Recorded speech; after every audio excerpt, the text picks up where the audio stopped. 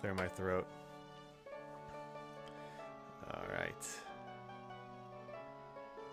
Just moving my chat over to the main screen so I can actually see it when I play per request. I need to pay attention to my chat more. Anyway, we're continuing on with The Legend of Zelda, Majora's Mask. And because I'm paranoid, I'm going to check my audio levels.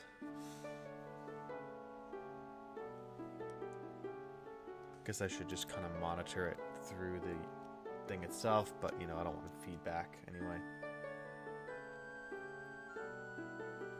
Alright, we're good. Alright, so we'll give it a few minutes for people the regulars to trickle in. We're on the dawn of we're on the final day. We've gotten one mask so far. Sorry, one of the 4 masks. And now we're in Snowhead. Alright, before I was doing this, I was...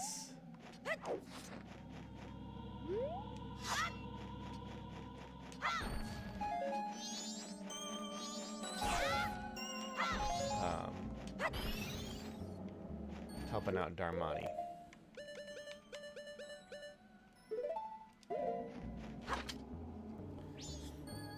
I think my strategy for this game, so I don't really waste people's time, is to, what I'm going to do is get through the main quest as quick as possible, and then, is this Snowhead? Oh, yes it is. Get through the main quest as quick as possible so I can get all the arrows and the items. And then we'll go back and clean up the Bomber's Notebook.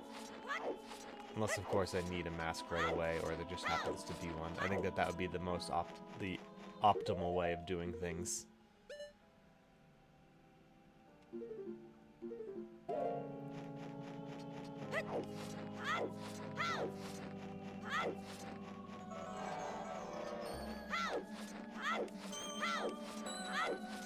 Just because, you know, this is going to be, for you impatient viewers out there, this might be a bit of a slog since it relies so heavily on timing, and I don't want to miss windows and opportunities, which will happen. So, I think with this last cycle, since we're on the final day, I will get the Goron mask, and then we'll revert the time.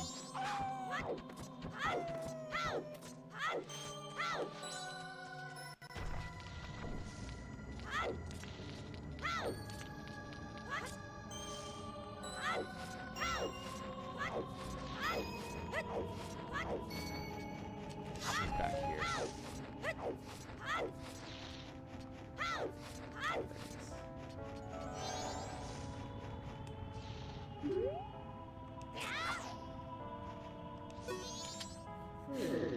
Can it be you're able to see me?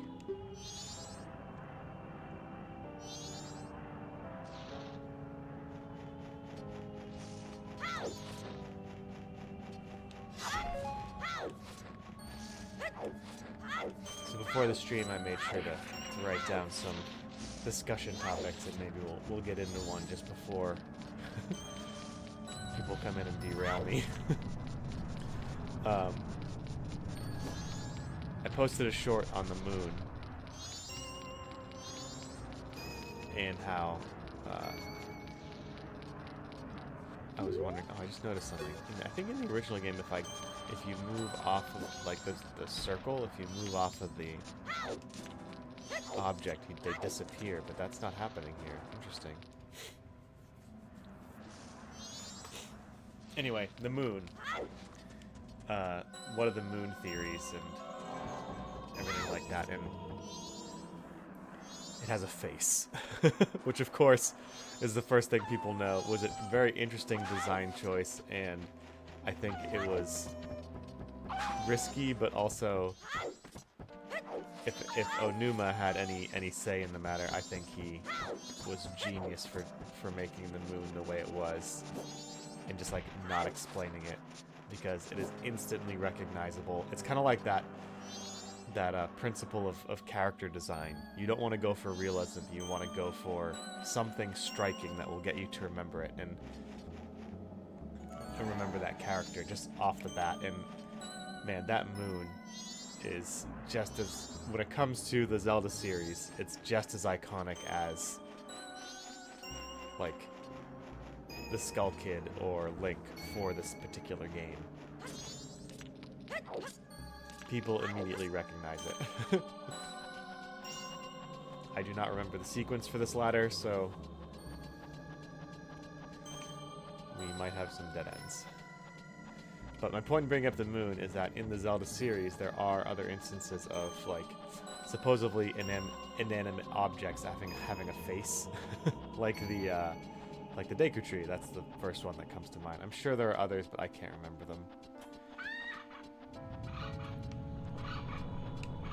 Bird clock. But the Deku Tree is described as the guardian spirit of the forest. And now I'm pretty sure in Japanese it's described as a kami, which is typically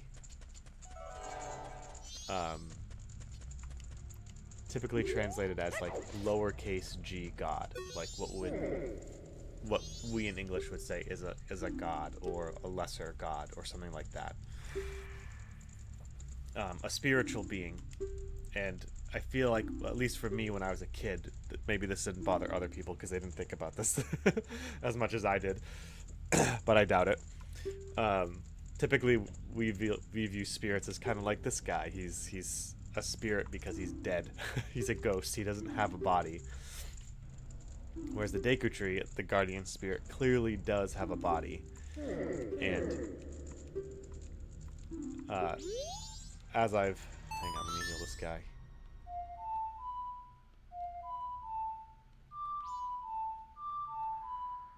Hang on. There we go. Now, something I've learned as I've been digging into this stuff is that, like... Hang on, let me take a sip of my coffee here during this.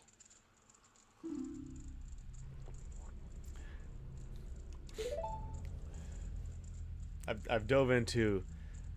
not too much, just an amateur's view of like Semitic religions, like religions around the time of the ancient Jews and their surrounding belief structure. And I think it matches up with like Greek mythology and other mythologies, but like the ancient world, if you say that there's like a spiritual being or a kami or an Elohim, which is not a name for God in the Bible, but more like a title or a distinguisher of who or what you're talking to. A spiritual being to them, a spiritual being in our modern sense is a disembodied entity, but in the ancient world, these beings had a body, but it was just fundamentally different than ours, like made from stuff that was not in our world. So in a sense, it was like extra worldly, or supernatural, if you will.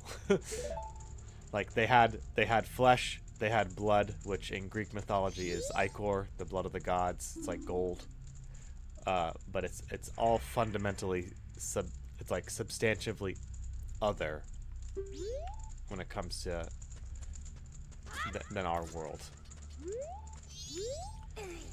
So that's why, like, the moon could be the moon in Majora's Mask could be a kami, a god of sorts that was corrupted by Majora.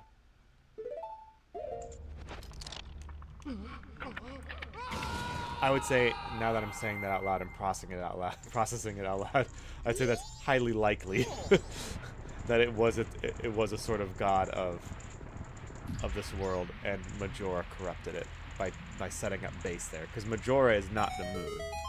Majora resides within the moon, but it is not the moon itself.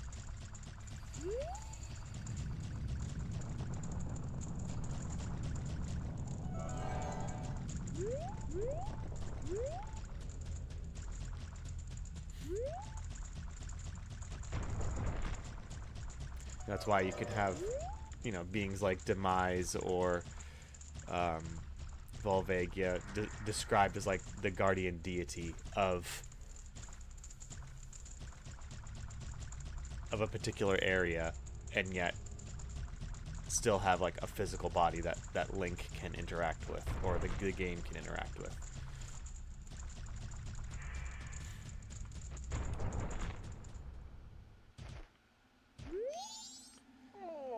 You're not the great Darmani.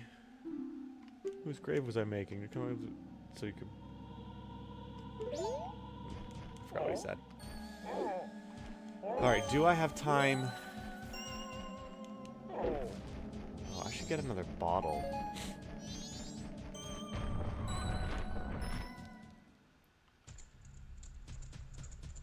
I'm trying to think. Do I have time to find the Goron Elder, learn the song?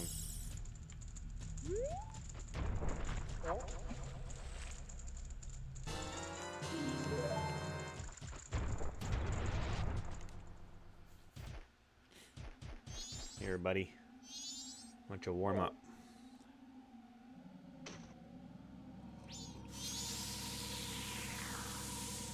I mean, something I've always appreciated about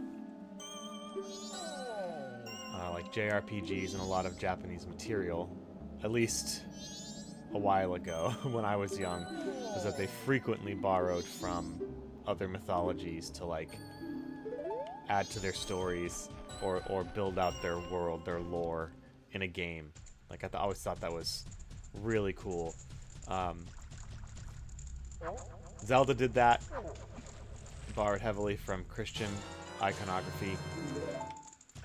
You know, you got the Bible in Zelda 1, you got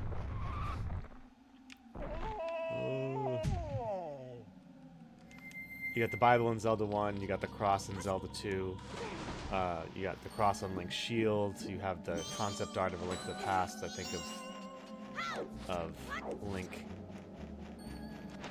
praying next to a crucifix, you know, and then you have the Gerudo were clearly based off of, you know, the desert tribes of the Arabian Peninsula, which also has its own fascinating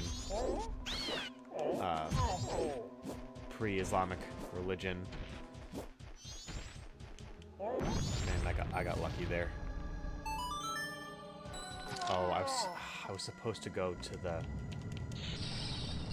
talk to the baby first.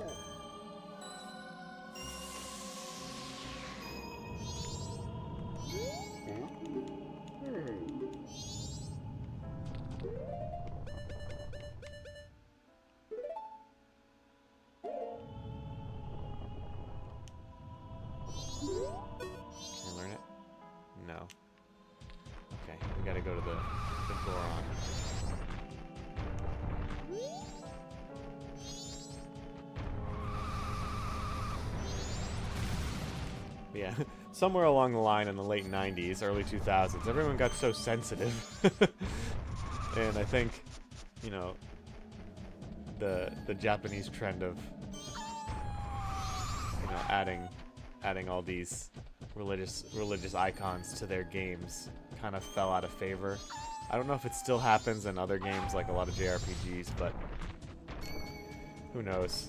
I thought it kind of added a bit to the world. It kind of made you question whether or not this was like, is this part of our world, or is this like a time long past? But clearly people got offended on it, and they did away with it. They changed all the symbols. They got rid of it. Which might be for the better. You know, I don't want to contradict myself in saying that, you know, when you're trying to make an immersive experience, it's best... Oh, this is horrible. It's best to kind of,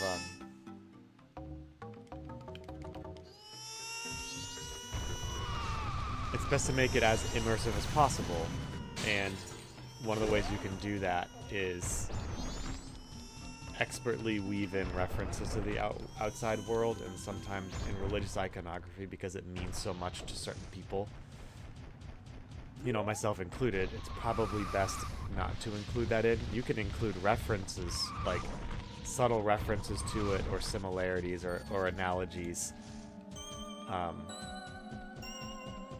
or metaphors and all that stuff, but including it directly might be a little too heavy-handed.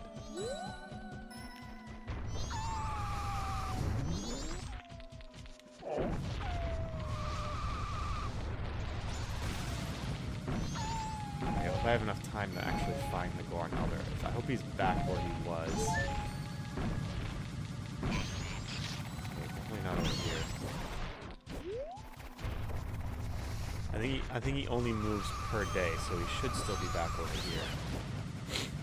Frozen again, so that means I gotta go back up to the top, and unless... I'm pretty sure there's a spring down here.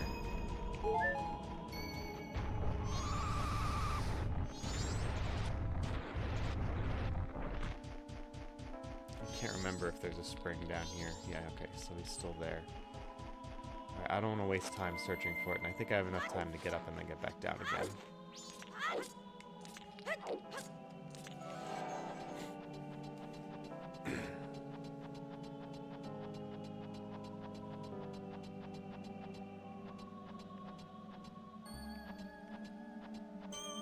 Is this the right way?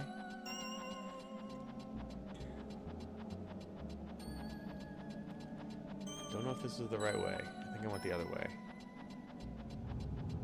Still going up. Nope. Yeah, I think I went the wrong way.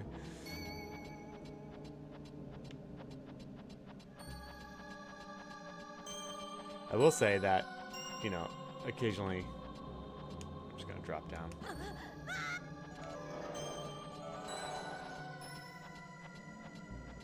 That at least the... You know, as a lore develops, you can do away with and change things, and in a way retcon them. But you know, the idea that it was very clear right from the beginning that a vision for Link and who he was as part of his character, what little of it there was to begin with, like it's not enough to just say he's a stoic warrior or just a warrior. I think the word pious definitely comes to mind, and I think that's evident in Breath of the Wild. You know, he's in one cutscene, he's like even doing some hand symbols that I don't know what they mean. If someone does, they can chat it out, but reflect some sort of, you know, piety that he has respect for the I don't know what you call it, the religion of the world, or whatever they believe in Hyrule, the belief of the 3 golden goddesses and things like that. I think that's an adequate description of Link. He is a pious warrior, and it should remain that way. Link's got faith. Is what I'm trying to say, which I think is very, very important to his character as one who consistently relies on divine intervention to help him.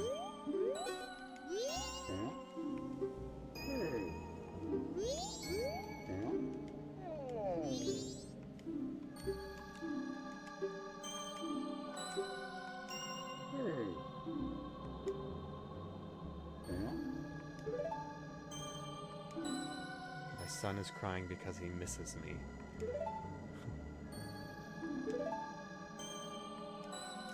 One of the things I learned when I became a parent,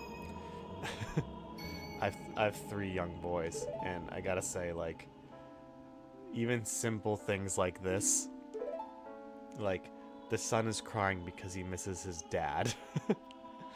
Like, Simple things like this. The sun's not even in any danger, but it hits way differently when you become a parent. Like, extremely differently.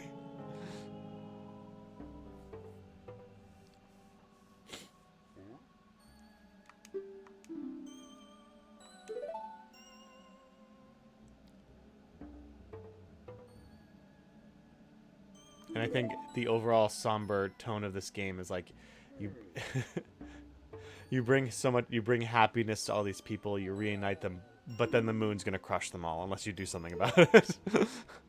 I don't know. There's so many layers to this game that I just appreciate a lot. And even as an adult playing with it, you can interact with this game in a different way than you would a kid.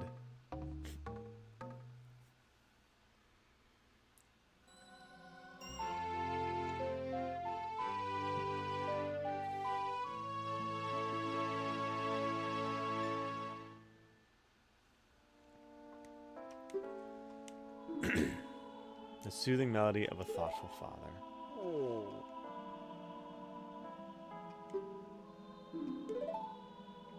I got you, buddy.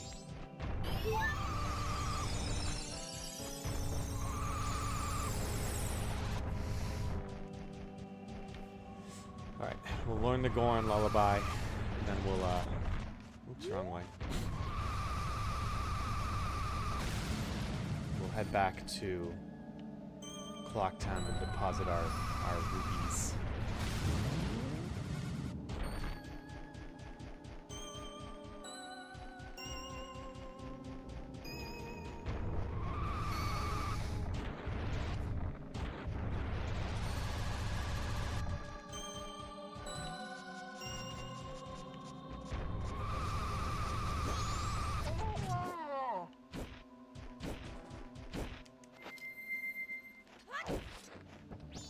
I also like to get the gilded blade as fast as possible because it is awesome.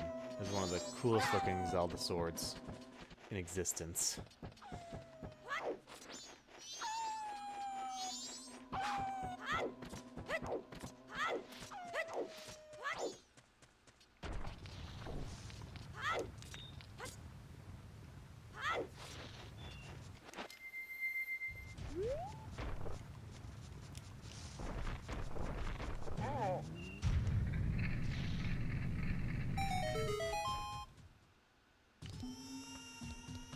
I will say too, also becoming a parent, I can completely relate to all these Gorons, like holding their ears while the baby is screaming. There's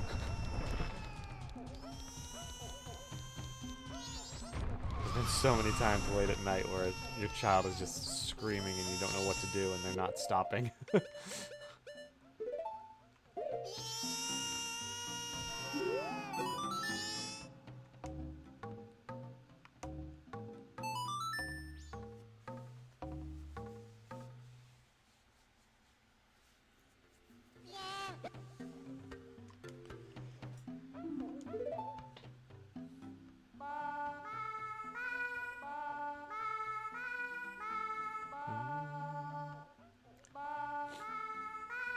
I may or may not have tried humming this song to my kid at night.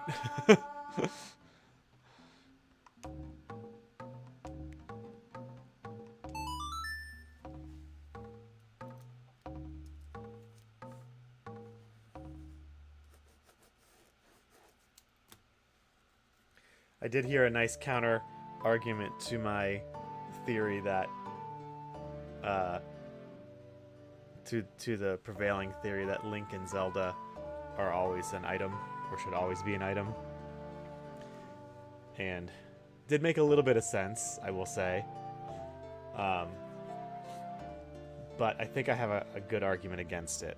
So the argument was, if Link and Zelda are together, you know, they'll have a family, and Link will become the next king of Hyrule. Which would mean that he is part of the royal family, his bloodline. And part of the, and have the same bloodline as the goddess Hylia. Now, I gotta light these. So if he's basically part of the royal family, then, you know, down the line, future generations, it makes no sense that, you know, Link's descendant would also be like the hero, or something like that. I'm kind of butchering the argument, but essentially because they're now part of the royal family, that means all of Link's descendants will now be part of the royal family too, which means they can't be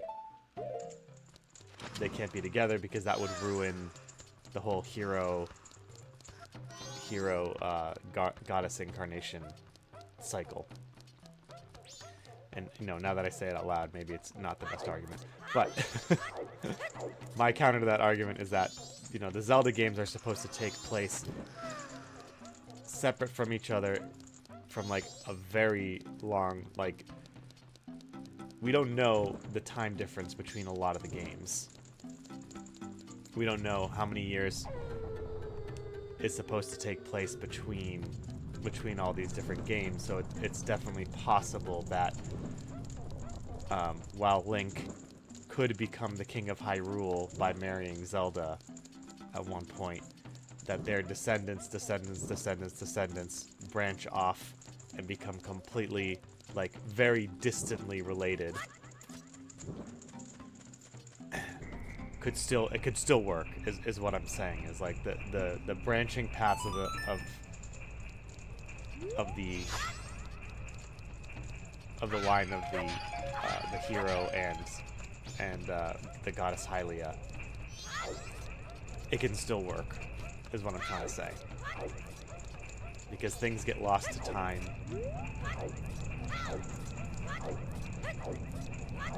And we have absolutely no idea how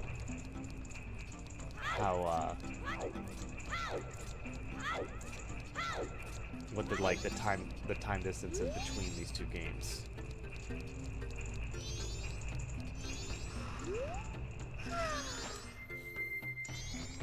Also, another aspect about that another aspect that really I find really interesting about that whole argument of, like, who should are Link and Zelda a couple, is and this is not to say that this is exclusively on one side of the argument, but I do find that there seem to be more people who are adamantly against Link and Zelda being a couple than there are people who are adamantly against them not being one.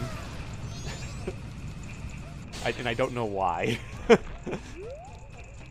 Like, I feel like there's more vitriol against whatever arguments I make about, like, that Link and Zelda are providentially connected and possibly even providentially drawn to each other in a loving way that's not platonic. Then I meet more vitriol from if I make that argument than I do if I just say, like, yeah, what if I don't care about it or whatever. It's just weird that there just seems to be some people out there, and maybe it's the internet, that are just really, really against Link and Zelda being together, and I have absolutely no idea why that is.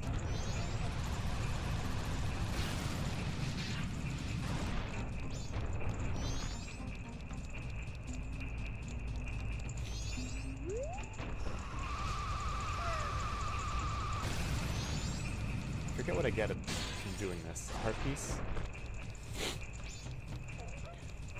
Night of the final day. Alright, we'll get this heart piece, head back to Clock Town, deposit our rupees, and be done.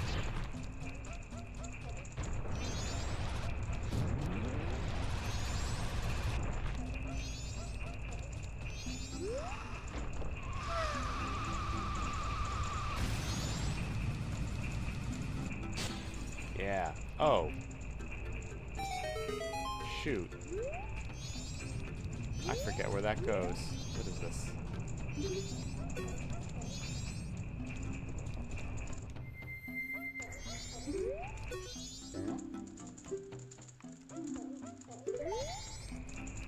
Can I pick this up?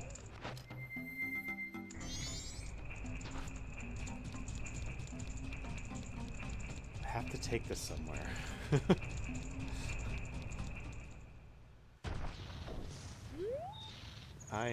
I don't know where to take this. Man, if only Seek the Sky were here, he'd tell me where to go.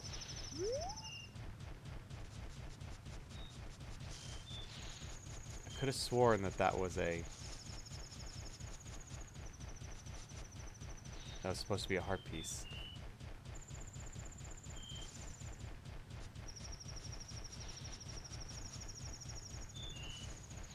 Someone's hungry somewhere. It's coming back to me. Someone's hungry somewhere. Oh, the frog guy. He needs this. He has the composer hat on.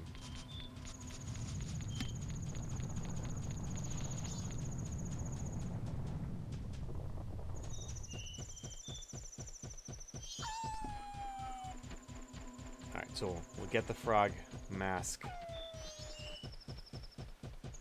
And then head back to Clock Town.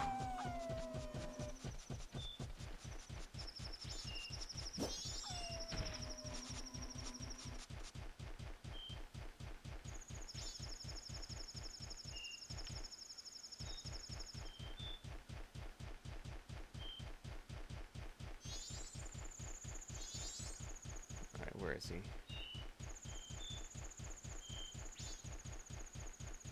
There he is.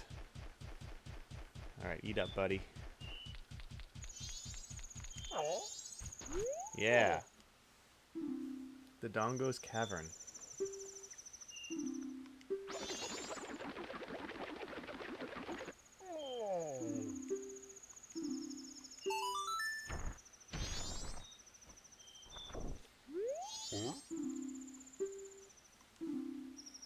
It isn't Darmani. I do like how Darmani is in Breath of the Wild. Or they don't call him Darmani, I don't think. But it connects the games in a way. Man, Breath of the Wild was so good before before Tears of the Kingdom ruined the lore. Why'd they do that? You know, we need a return of the Akoko. Those guys.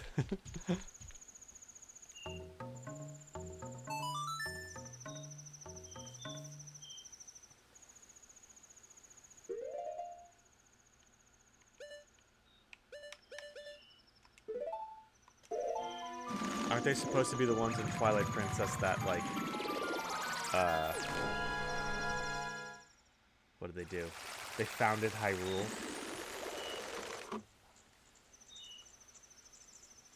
Just want to check my volume again.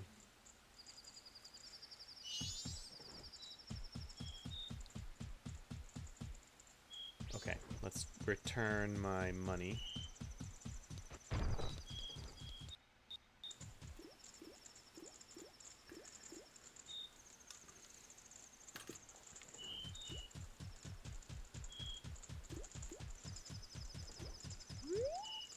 Yeah, I thought the story of Tears of the Kingdom was great in isolation. There was a minor problem I had with it, even if it was isolated.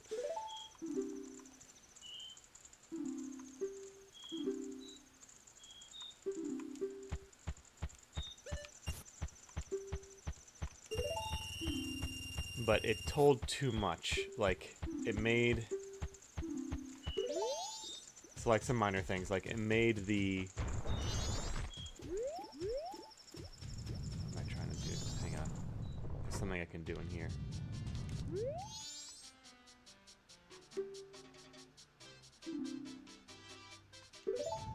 Oh, that's right. It completely... Basically... The Tears of the Kingdom's lore kind of removed the mystery of the Zonai. Brought in the question of, like... I don't know, it just messed up a lot of things and removed a lot of mystery from the game.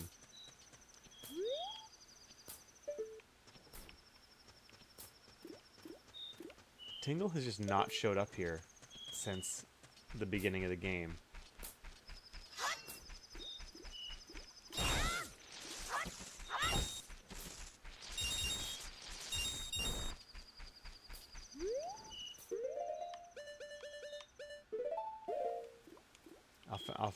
finish that thought in a second. Thought there was a hole there.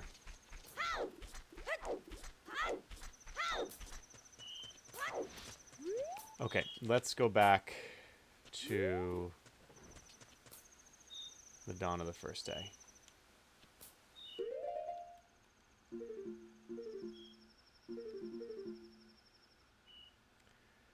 Got the frog mask. Oath to Order, awesome song. Go on Lullaby, Sonata of Awakening. Da, da. Right A down, right A down.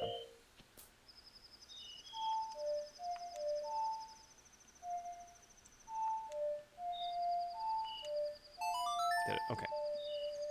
Okay, so Tears of the Kingdom. Again, the game played great. It made an attempt to rectify the dungeon issue that everyone complained about, but didn't quite do it because of the main mechanics of the game. It enabled you to like bypass a lot of the ways you're supposed to beat these dungeons. Like I remember like scaling the outside of the of the volcano in the depths, the fire temple there, and completely not doing it the right way. So they had a bit of issue with that, and I'm wondering if the issue is not that they just needed to design them better, but the core gameplay loop of like explore and now building, it could have worked in Breath of the Wild, but because of, you know, you can build all this stuff now. Oh, there he is. You can build all this stuff now. It just didn't work still.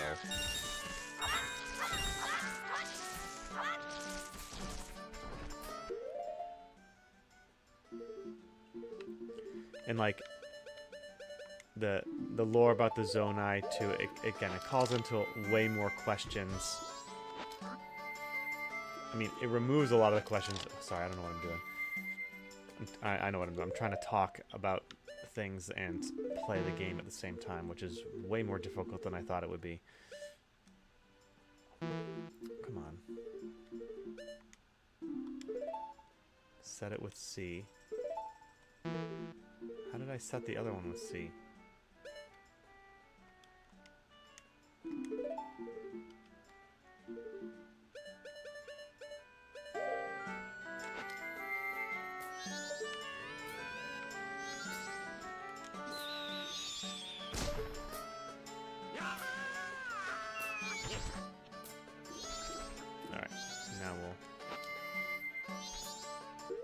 I think we can take a picture of him too.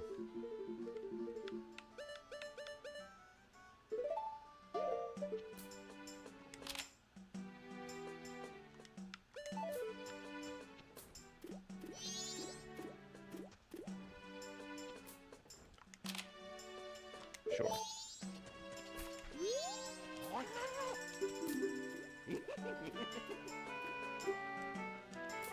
35 years old. I remember playing this game, you're like, man, that's old.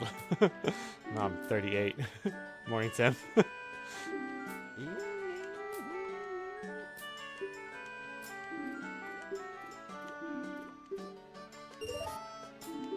Finally get the Clock Town map.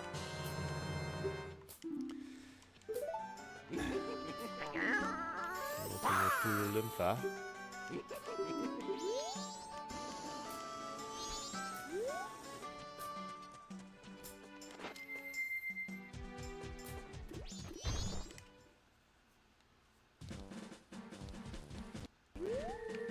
Alright. Let's go over here.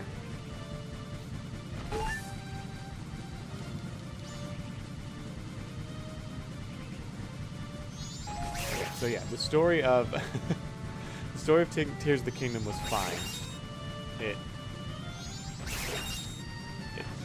I thought it was like a little too detailed, because it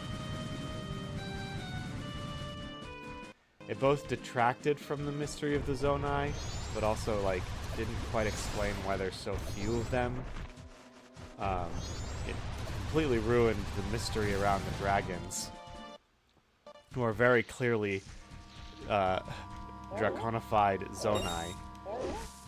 So, you know, it kind of removes their connection to the three golden goddesses, which makes you wonder, were the three golden goddesses, at least in the Tears of the Kingdom continuity, were they Zonai? I think they could be patron. They could have been like Zonai servants of the three golden goddesses, but it just kind of ruins the whole like mythology set forth in Ocarina of Time and in Link to the Past about the three golden goddesses creating the world. And Echoes of Wisdom, I guess. I don't know. It made them less mystical. Is what I'm trying to say. That's my son. He's still doing that sort of thing. Guess I spoiled him when I was raising too much, but he really was a kind-hearted boy. Thanks for coming to the trouble. Nice.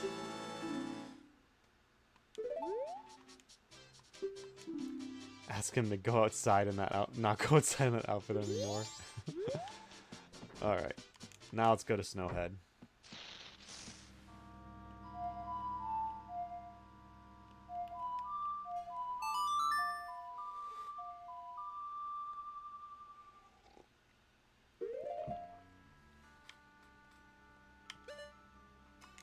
Mountain Village.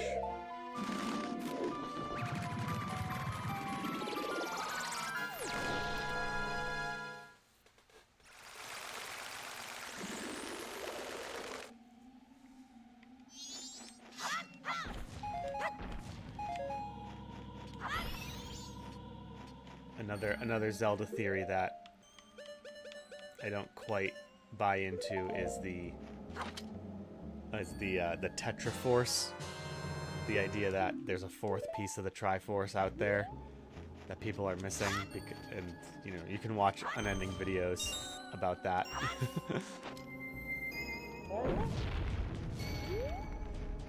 But I don't buy into that. I mean, it's a fun theory. But people claim that Null represents Null, the bad guy in Echoes of Wisdom, represents the fourth. I hate these things.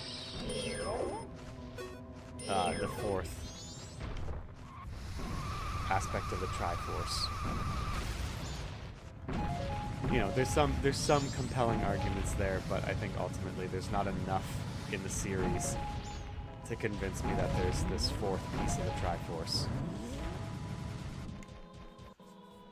There was the video I did watch, and it was a cool like analysis on psychology and why there's so many 3s and 4s in different religions.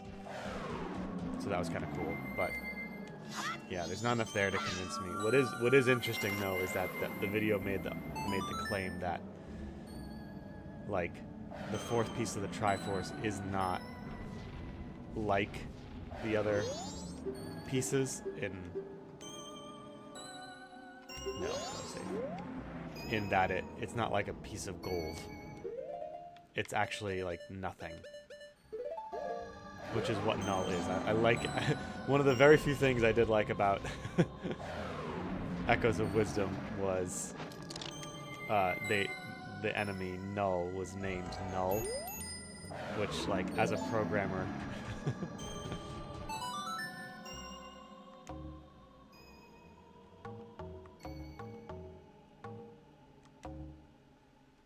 hang on one second, let me get this song. As a programmer, it's like, did they just I don't know, it's like, did they leave the name blank and it just says Null when they called it from the they called it, but the idea that Null is nothing is not a new concept. Like the idea that evil, like if you conceptualize evil as, sorry, A right left, A right left, A right left, right A.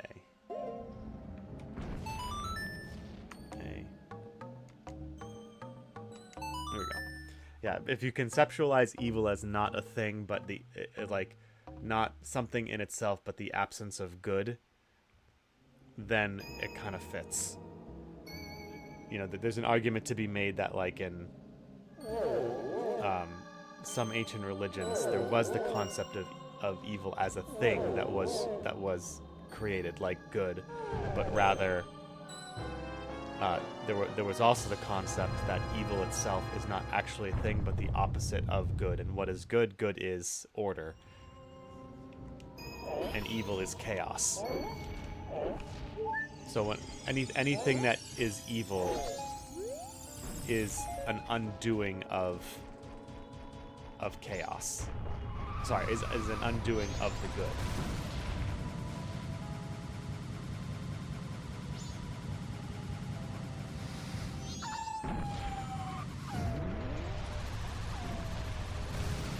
I'm trying to think and focus on this at the same time.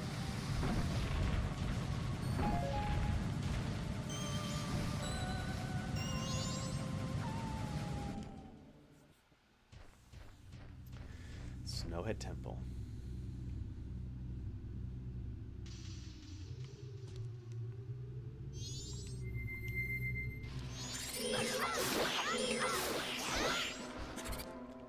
So in that sense, I think that if you conceptualize evil that way, it actually fits pretty well with this game. Like, a lot of the people you're trying to help in this game were, in a sense, touched by chaos. Certain things happened to them. There was an outside agent that came in and messed up the order of the world. The moon is literally falling from the sky, and you, Link, are going to bring happiness to them by bringing, in a sense, order to their lives. I mean, the song is called Oath to Order. And Majora, you know, whether you like his design or not, he looks like a chaos monster, you know, like a lot of conceptualized versions of chaos beasts in, you know, in biblical or ancient scripture. Especially if you throw in the non-canon like origins of Majora, the dancing beast. He looks very much like how some of these ancient religions describe evil entities.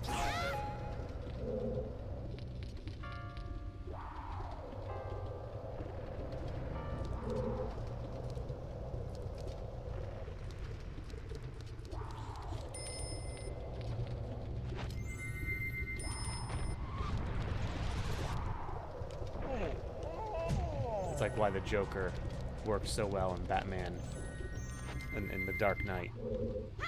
You know, he describes himself as an agent of chaos.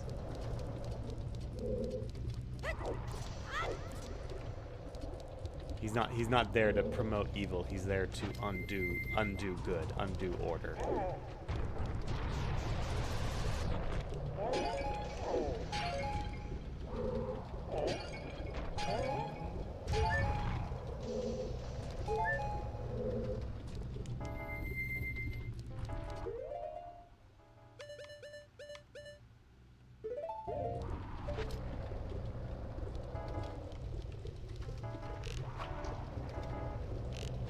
Why can't I shoot that?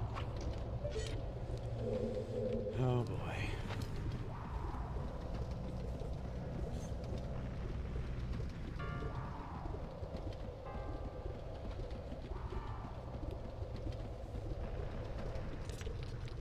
I also like conceptualizing evil in that way as like something that undoes order, because it kind of philosophically it gets around the question, like, if you believe in a divine benevolent deity, why can't I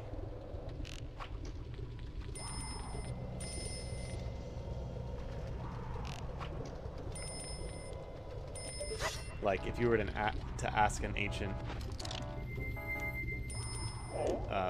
believing people group, like, did your God create evil?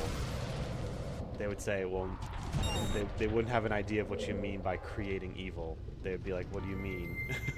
Because to them, order is good. Like, they would conceptualize order in the world with what we mean by good.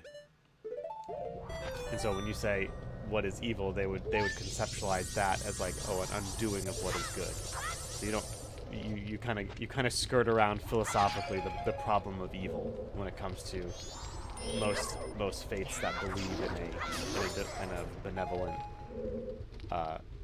like supreme god.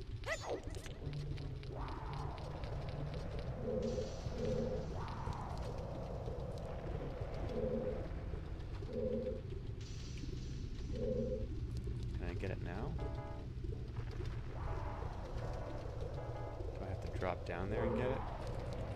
I'm sure I'll come back here.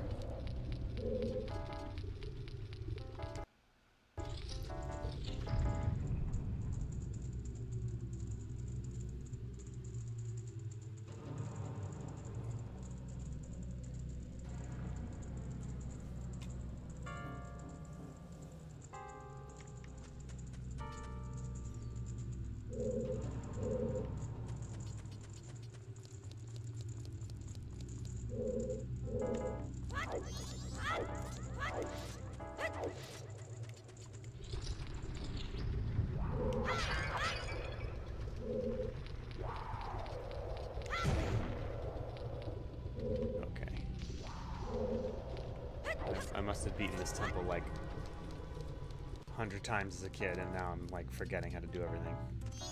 Oh, bomb chews. I should have purchased bomb chews before coming here. I think.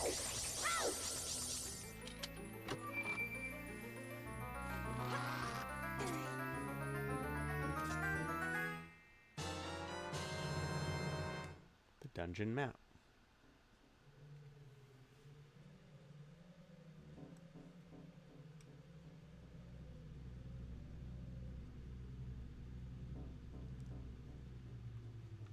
Hang on, I'm checking one thing here.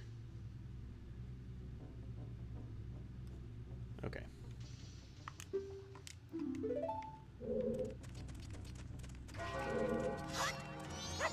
Oh man, we're already... Oh shoot, I didn't play the inverted Song of Time. Dang it. What a rookie mistake.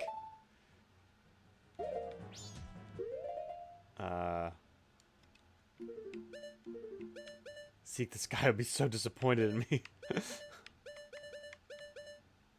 Okay, so it's down a right.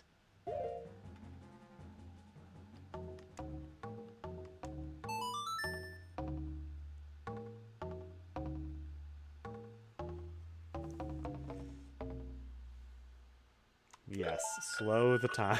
Man, I just wasted half a day. Or the first day.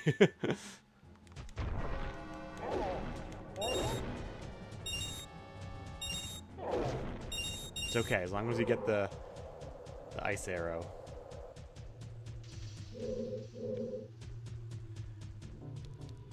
And complete most of the temple will be okay. Dang it.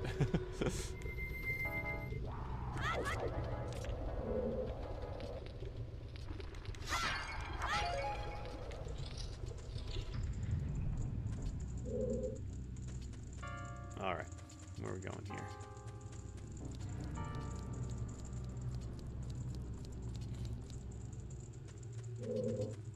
Basement. Could be a fairy in here, I gotta cut everything.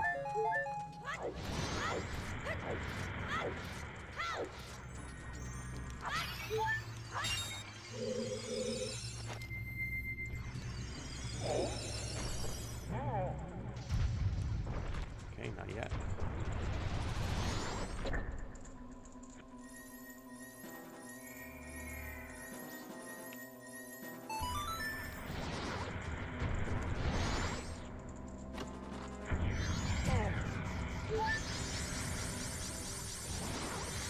That's where I came from. So we should go.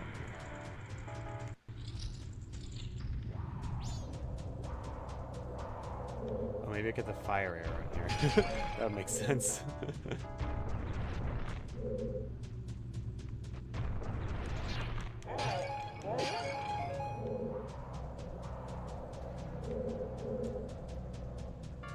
This is just if I fall.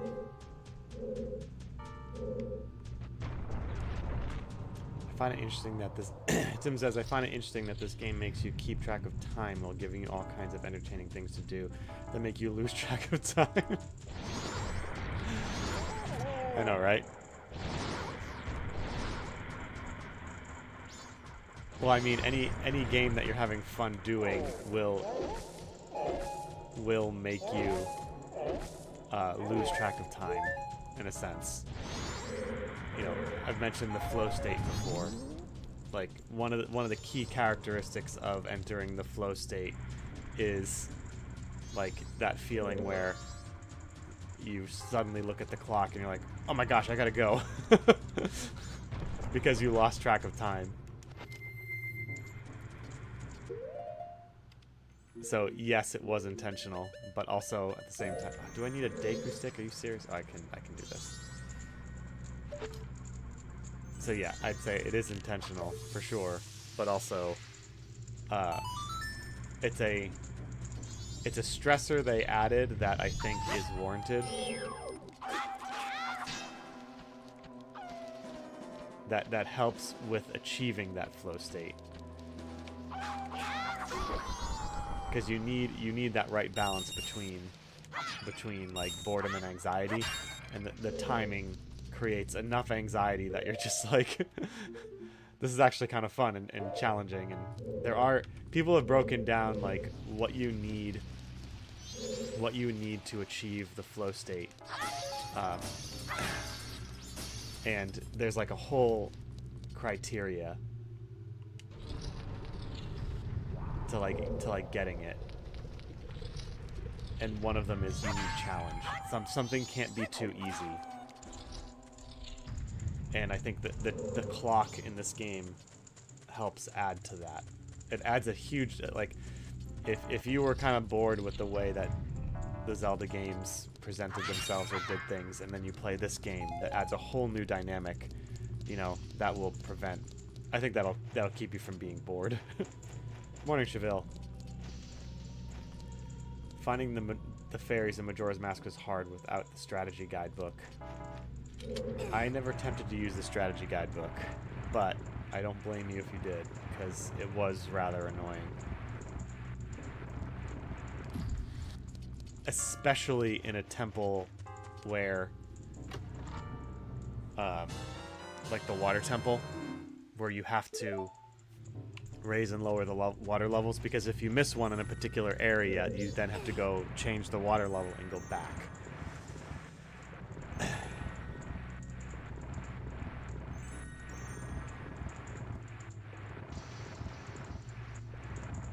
I do want us to talk more about the flow state stuff because I find it fascinating, but I don't know. I've listened to stuff about it. I've read some material on it, but I don't know it well enough yet to actually like comment on it or like muse about it online.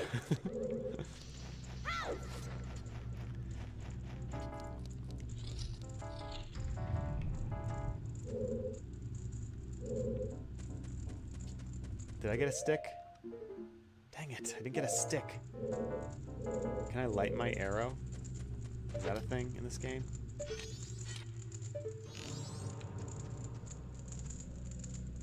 No. I need fire. But I'm not getting a Deku stick.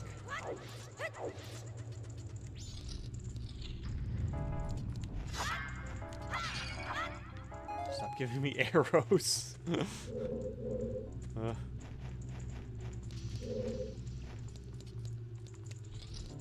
We'll try one more time. I do think that the rewards they give you for hunting down the fairies is adequate. Like, you don't have to do it, but you know, there's something a little special, especially the last one, the great fairy sword. That's really cool.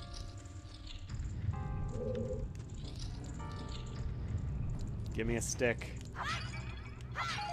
Ugh.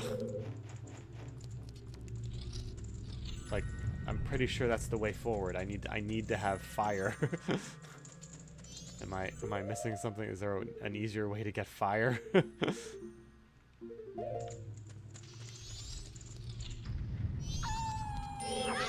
guy again. Waiting, waiting. Come on.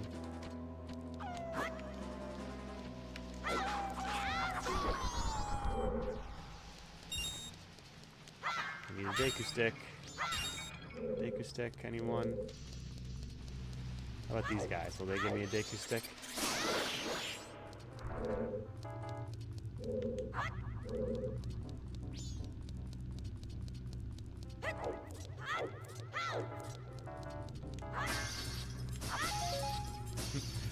Oh, I have a key. Alright, there we go. We'll go in there.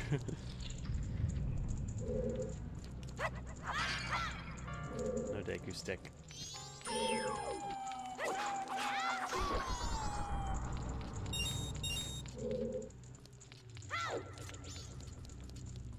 And I probably don't have any bombs either. Because I reset. Oh, good. I have 20 bombs. Awesome.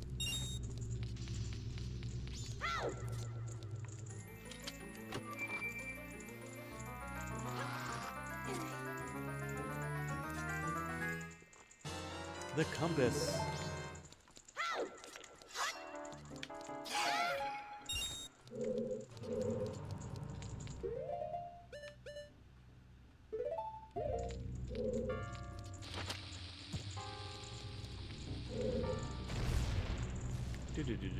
Do.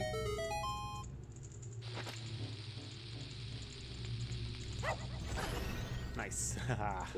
First try.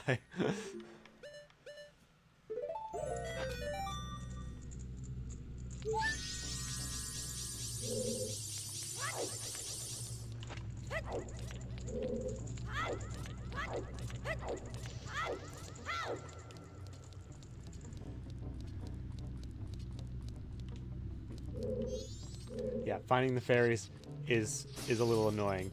Not nearly as annoying as... Anybody guess what I'm going to say? Not nearly as annoying as finding all the green energy crystals in Metroid Prime 4.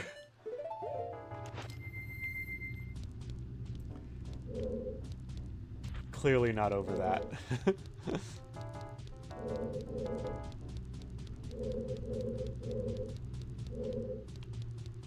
I need a stick.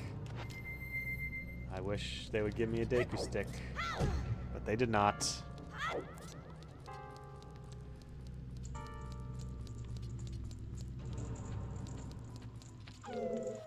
Please give me a Deku stick. Oh my god.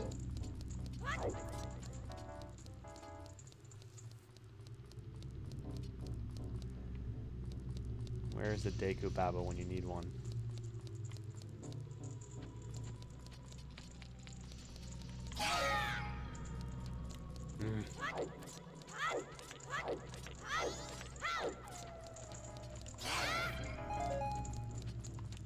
Or Din's Fire, that'd be nice.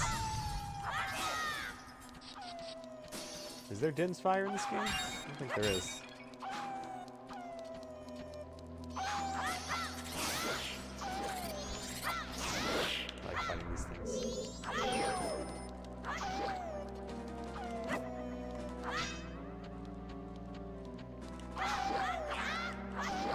Wow, you take a lot of damage if you don't do the special way to... Maybe there's some sticks out here. Or not.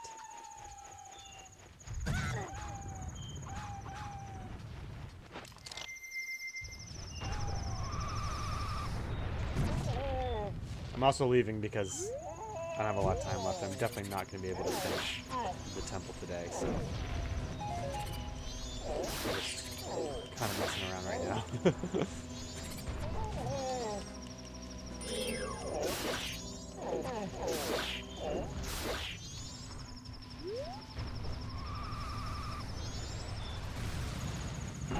Go to the southern swamp and get some Deku sticks.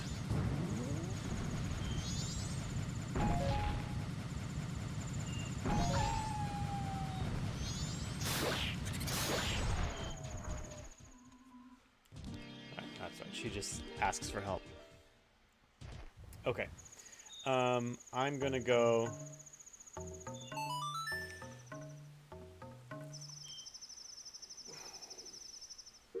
back to Clocktown. And I don't want to start anything new right now.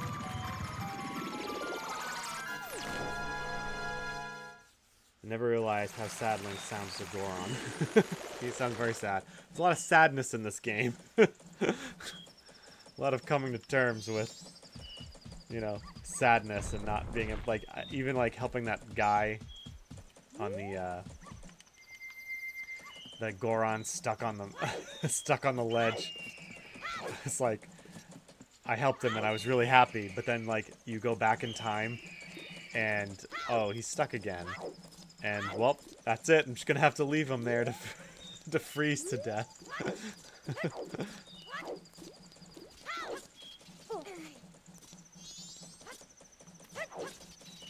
Oh, man.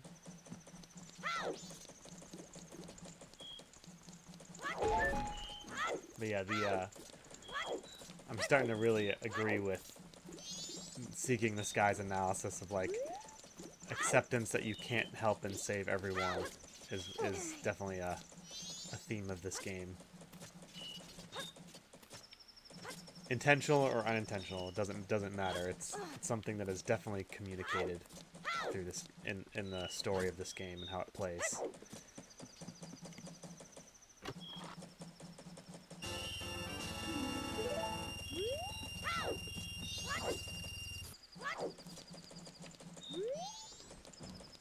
Okay. Man, the HD textures, they really did a good job making this place look real instead of just blurry.